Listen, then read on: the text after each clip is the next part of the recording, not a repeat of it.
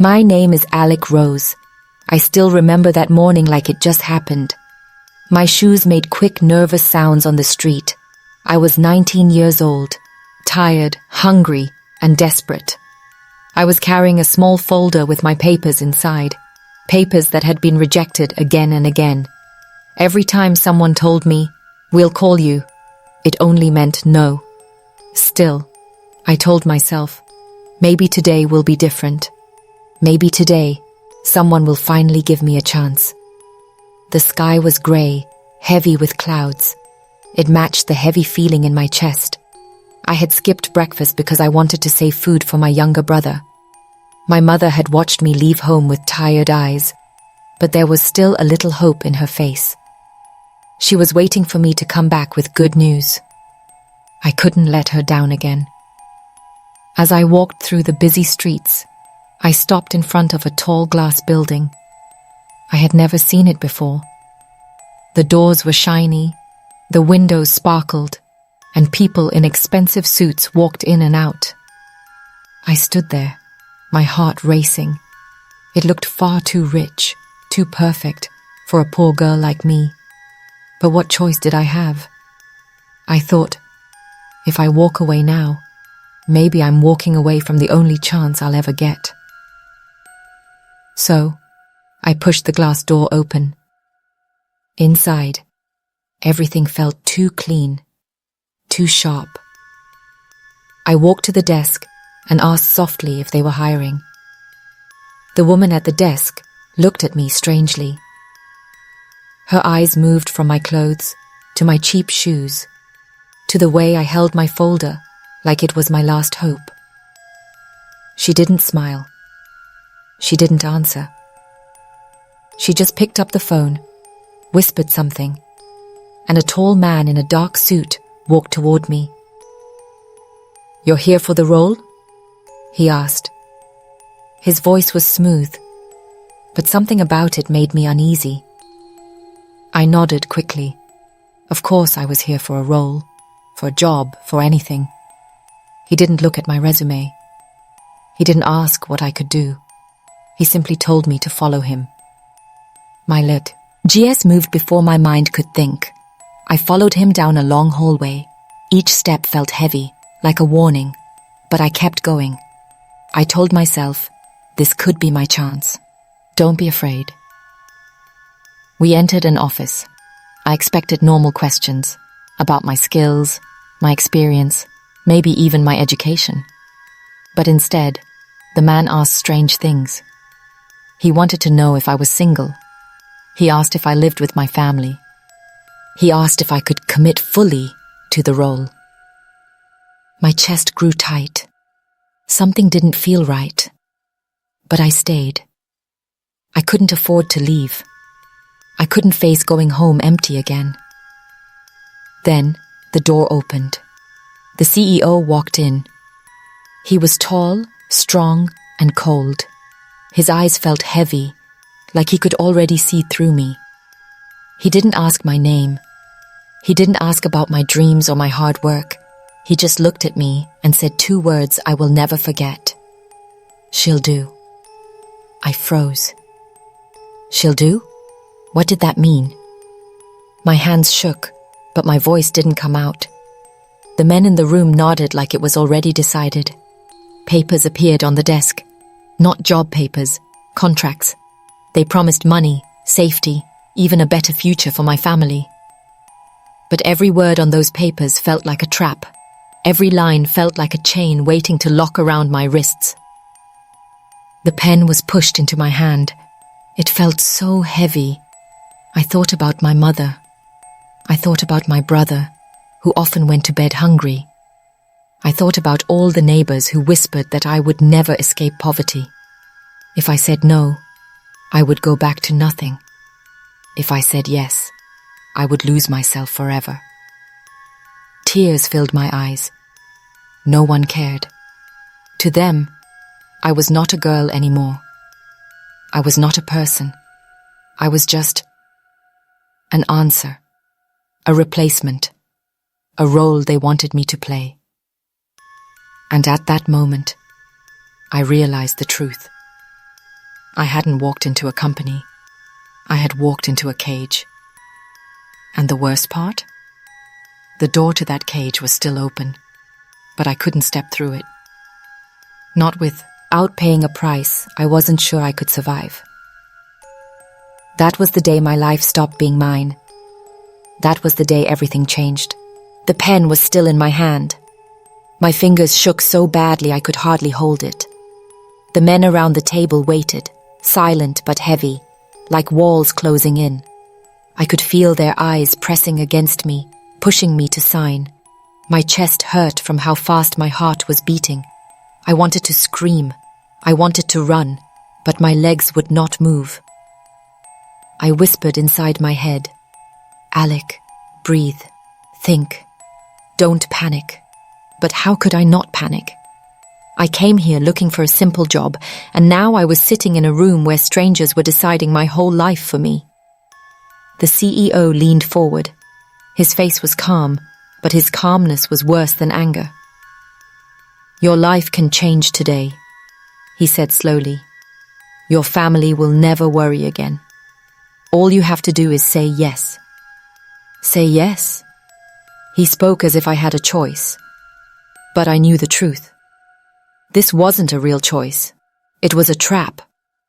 If I walked away, I would go back to hunger, shame, and endless rejection. If I agreed, I would give away my freedom. I thought of my little brother again. I saw his thin face in my mind, the way he sometimes pretended not to be hungry so I could eat. I thought of my mother, tired and sick, still trying to hold our home together. My family needed me. That thought burned inside me. The paper in front of me blurred through my tears. I could not even read all the words. I only saw numbers, big numbers, numbers that could change everything. But I also felt something else.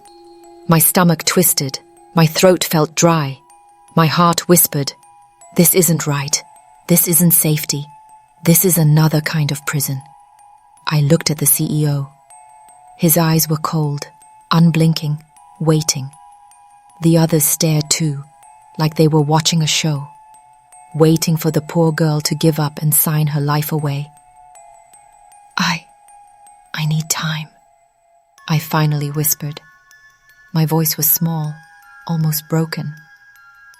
The room grew colder. One of the men frowned, shaking his head.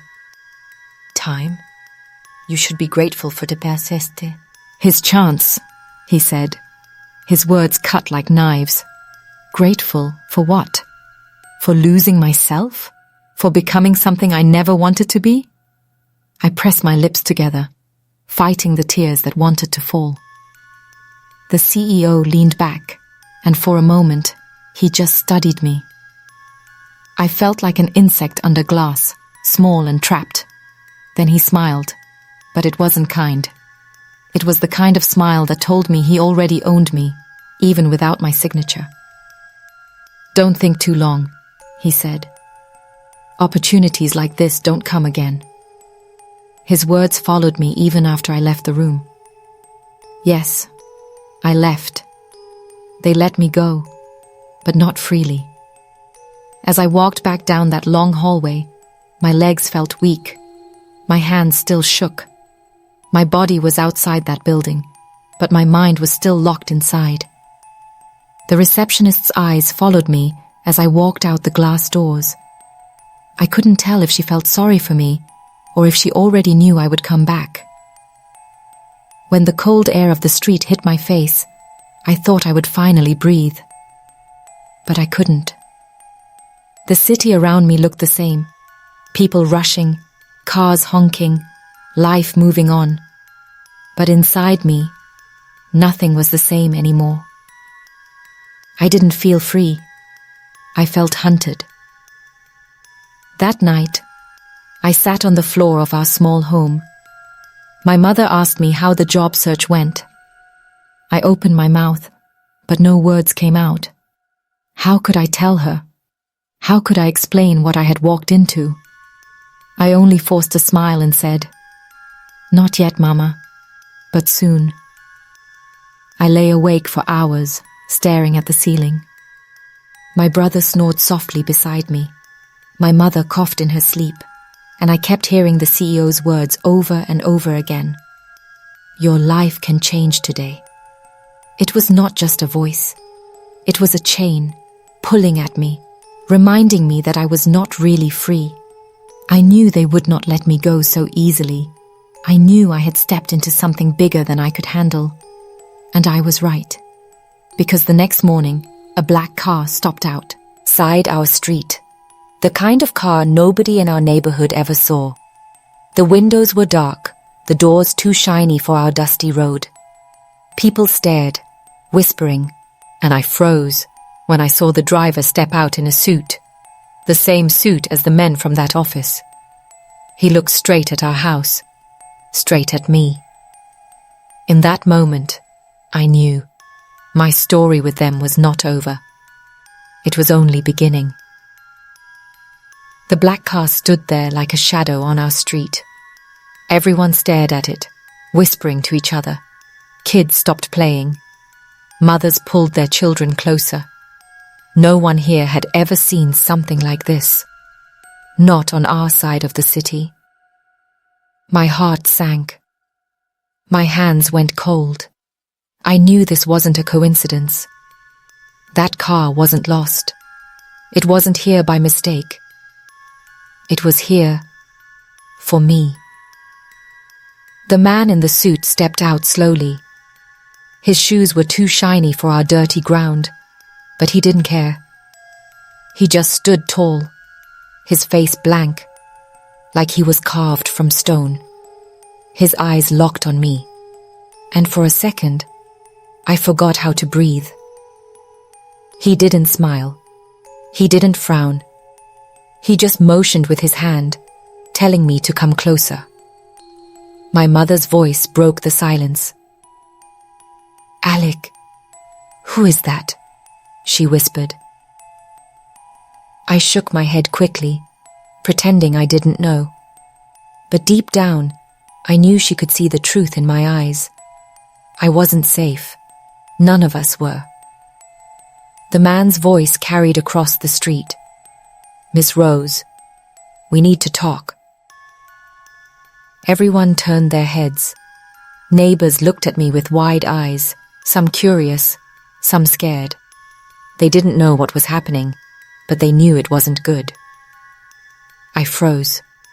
My body wanted to run, but my legs refused to move. My mother grabbed my arm. Don't go, she whispered fiercely. Stay inside. But what choice did I have? If I stayed, they would wait. If I hid, they would search. If I resisted, they would make life even harder. Not just for me, but for my family too. So I forced my feet forward. Step by shaky step, I walked toward the car. The whole street watched in silence. My brother's face appeared in the doorway, his big eyes full of fear. He looked like he wanted Ted to call out to me, but he didn't. He just stood there, gripping the door frame, his little knuckles white. The man opened the back door of the car and gestured for me to get in. My chest tightened. Once I stepped inside, I didn't know if I would come back. Still, I got in.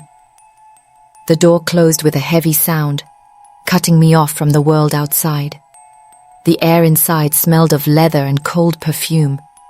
2 more men sat in the front. They didn't look back. They didn't say a word. The car started moving. My neighborhood disappeared behind us. My heart felt like it was breaking, leaving my mother and brother standing in the dust, watching me vanish. No one spoke during the ride. The city blurred past the window.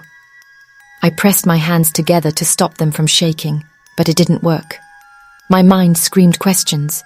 Where were they taking me? What did they want this time? Why me? Finally, the car slowed. When it stopped, I looked out the window and felt my stomach drop. We were back at the same tall building. The glass walls, the shiny doors, the cold metal inside. It was all the same. The place I had promised myself I would never return to. But here I was. The man in the suit opened my door. "Come," he said simply. I followed him inside. The same receptionist was there. She looked at me but didn't smile. She didn't need to. Her silence told me everything. I was expected. The elevator ride felt endless. My reflection stared back at me from the shiny walls, pale and tired. I didn't recognize the girl looking back. She looked older than me, broken in ways no one should be. When the doors opened, the CEO was waiting. He was sitting in the same chair, behind the same desk, like he had been waiting all night just for me. "Alic," he said smoothly, like my name was a song he enjoyed repeating. "You came back." I wanted to scream that I hadn't come back, that they had dragged me here, but my voice stayed locked in my throat. He stood and walked around the desk. His shoes clicked softly against the floor. He stopped only a few feet away, his eyes studying me. "You had time to think," he said. "So tell me, are you ready to make the right decision now?" The right decision. That's what he called it. I swallowed hard. My voice trembled. "And if I say no?" He smiled, but it wasn't kind. It was sharp, cold. "Then we'll make sure you regret it." His words hit me like ice. Regret it? How? What did he mean? My family flashed in my mind. My little brother, my sick mother. Were they safe? Or had I already put them in danger just by refusing? I felt my knees weaken. I wanted to fall, but I stood frozen in place. My hands curled into fists, but I couldn't fight him. Not here, not now. The CEO leaned closer, lowering his voice. "You don't have to suffer anymore. We can take care of you, of them. Just sign." For a moment, silence filled the room. My heartbeat was the only sound I heard. Loud, heavy, choking me. And then, I remembered something. My father's voice long ago, before he was gone. He used to tell me, "Never let anyone own your soul, Alic. They can take your food, your money, even your freedom. But your soul, it's yours." That memory burned like fire inside me. I lifted my head. My voice shook, but I finally spoke. "No, I won't sign." The CEO's smile vanished. The room grew darker. I knew I had just started a war I wasn't ready for. But at least, for the first time, I had chosen for myself. The silence in that room felt heavy, like the air itself had stopped moving. The CEO stared at me, his cold eyes fixed on mine. He didn't move. He didn't blink. He just let my words hang in the air like a challenge. "No," I had said. My voice still echoed in my ears. My heart was beating so fast it hurt. My knees felt weak, but I stood tall. For once, I didn't let fear make the choice.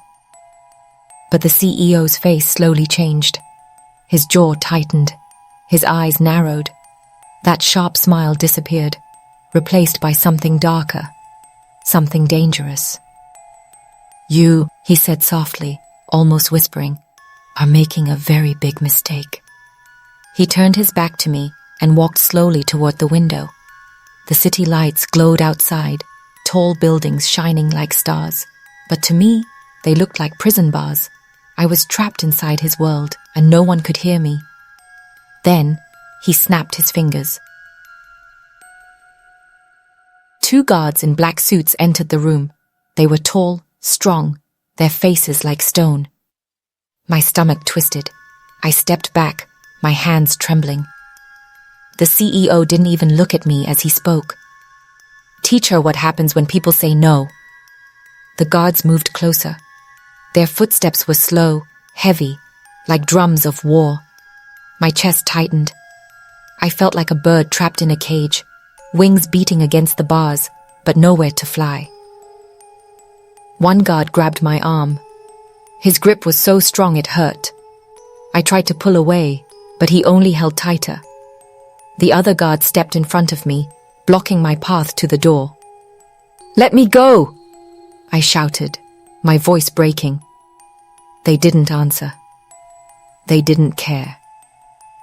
The CEO turned, his eyes calm again. "You think you're brave, Alic, but bravery has a price." Tears burned in my eyes, but I refused to let them fall. I lifted my chin, even though my body was shaking. "Do whatever you want," I whispered. "I won't give you my soul." The CEO tilted his head, almost amused. "We'll see." The guards pulled me toward another door at the side of the office. I had never seen it before. It opened to a long, dark hallway. Cold air rushed against my skin. They dragged me down the hallway, my feet stumbling against the floor. My heart screamed inside me. Every step felt like walking toward a nightmare. At the end of the hall, there was a small room. No windows, just walls painted grey. A single chair stood in the middle, under a harsh light that made the shadows sharp and cruel. They pushed me into the chair. My hands gripped the sides, knuckles white. Door slammed shut behind me. For a moment, there was silence. My chest rose and fell fast. My thoughts raced. Was this the end? Would I ever see my family again? Then, the CEO's voice echoed from a speaker hidden in the wall. Calm, cold, almost gentle. "This is your last chance, Alic. Sign or suffer." I pressed my lips together. My whole body shook, but inside, a small fire burned. I thought of my mother, my little brother. If I gave in now, what kind of future would they have? Would they ever forgive me for becoming his prisoner? "No," I said again, my voice breaking but strong enough to carry. There was silence. Then the light above me flickered.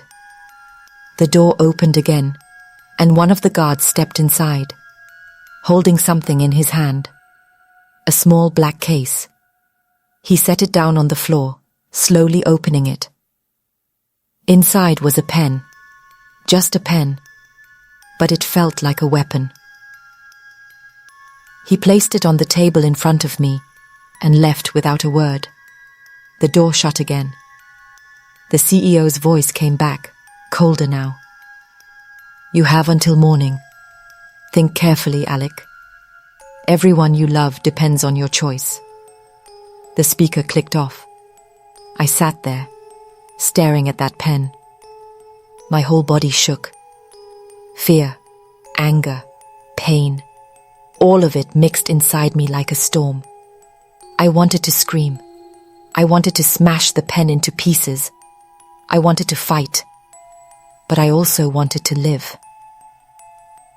The hours crawled by. I thought of my father's words again. Never let anyone own your soul.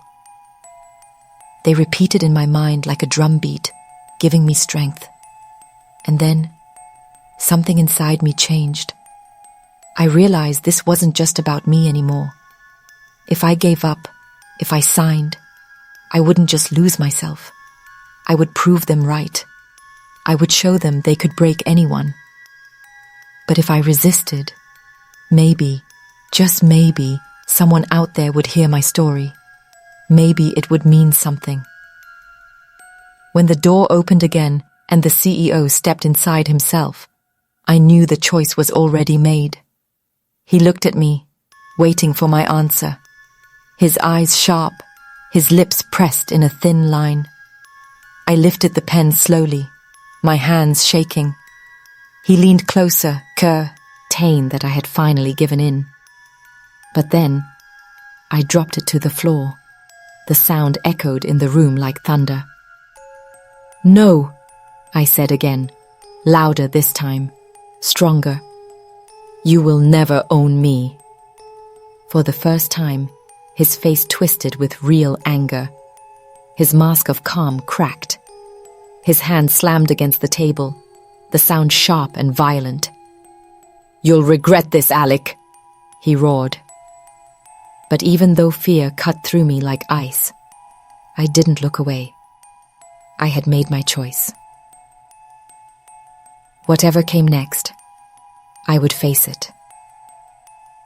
The sound of the pen hitting the floor echoed in the room, sharp and final. The CEO's face was red with anger, his calm mask broken. His chest rose and fell fast, his eyes burning into me like fire. "You'll regret this, Alic," he shouted, his voice filling the walls. But even though fear shook my body, I sat tall in that chair. For the first time, I felt stronger than him, not because I was safe, but because I had chosen my own path. The guards rushed in, ready to grab me. Their hands pulled at my arms, but I didn't fight this time. I didn't scream. I let them drag me back through the hallway, back toward the elevator, back to the car. The CEO didn't follow. He just stood there in the doorway, his cold eyes watching me like I was both a threat and a puzzle he couldn't solve. The ride back home felt endless. The guards said nothing. The car hummed quietly as the city lights flashed past. My heart was still pounding, but my mind was clear now. When the car finally stopped, I realized with shock, we were back on my street. Back to the small house where my mother and brother were waiting. The guard opened the door and pushed me out roughly. I stumbled on the dirt road, catching myself before I fell. The black car didn't wait. It drove off quickly, disappearing into the night like a shadow melting into darkness. I stood there, shaken, my body weak. But I was free, at least, for now. The door of my house flew open. My mother ran out, her eyes wide, her face pale with fear. She wrapped her arms around me so tight I could hardly breathe. My little brother clung to my side, tears running down his cheeks. "You're home," my mother whispered, her voice breaking. "You're home." I nodded, my throat tight. "For now," I whispered back. That night, I didn't sleep. I sat by the window, staring into the darkness, waiting for headlights to appear again, waiting for the black car to return. But it never came. Not that night. Not the next. Days passed. I went back to work, but I wasn't the same. Every sound made me jump. Every stranger's glance made me nervous. I walked fast, kept my head down, avoided the places I thought they might find me. But inside, something had changed forever. I realized they hadn't taken me because they loved me or wanted to help me. They had taken me because they wanted control. They wanted to own me, to silence me. And I refused. Yes, I was still scared. Yes, I knew they could come back any time. But now, I also knew my strength. They could threaten me. They could try to break me. But they couldn't take my soul. That truth stayed with me like fire in my chest. One evening, as I walked home, I saw neighbors whispering again. They had seen the car too. Maybe not the same one, but they knew something was wrong. A woman touched my arm and asked quietly, "What happened to you, Alic?"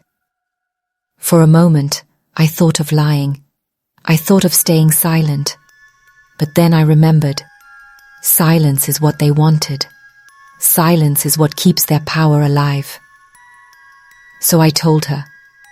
I told her about the job, about the offer, about the threats, about how they tried to force me into becoming something I wasn't. Her face went pale, but she listened. And then she told another, and another, And soon, people began to understand. This wasn't just my story. It was bigger. It was about power and fear and control. It wasn't just me. It could be anyone. That's when I realized something else. Surviving wasn't enough. Speaking was the real fight. So here I am, telling you my story. Not because it's easy, not because I want pity, but because it's real. Because silence only helps them. I survived that night, but many others didn't. Many voices are still trapped, still silenced, still hidden in rooms with no windows and pens that feel like weapons. And I ask myself, and I ask you, how many more of us must suffer before something changes? How many more times will people like me be dragged into dark halls, told to sign away our souls, told to stay quiet? I don't have the answer, but I know this: I will not stay silent. This is my story, my truth, and maybe, just maybe, it can become a spark that lights the fire for someone else to stand, to resist, to say no, because they can take everything, but they cannot take our souls. Think about it. Could this happen to you? Some stories aren't just heard, they're felt. Behind every truth, there's a hidden fear. This story won't just shake your mind, it'll haunt your soul.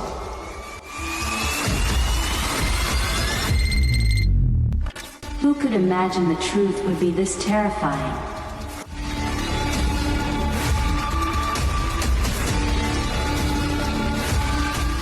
The story ends, but the questions stay alive.